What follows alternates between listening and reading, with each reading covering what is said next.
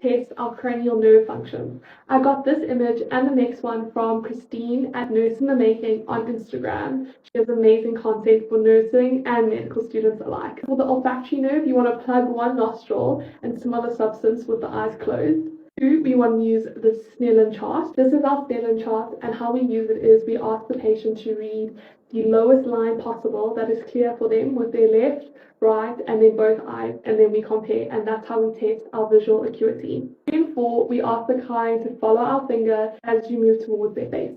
Trigeminal, you want to put pressure on the forehead, cheeks, and jaw using a cotton swab to check for sensation. For abducens, again, we ask the patient to follow our finger as we move towards their face, using their eyebrows, etc. For acoustic, we want to use the Rin and Weber test, which look like these, and they can help us determine whether the patient has sensorial or conductive hearing loss. For glossopharyngeal, we want to give the patient salty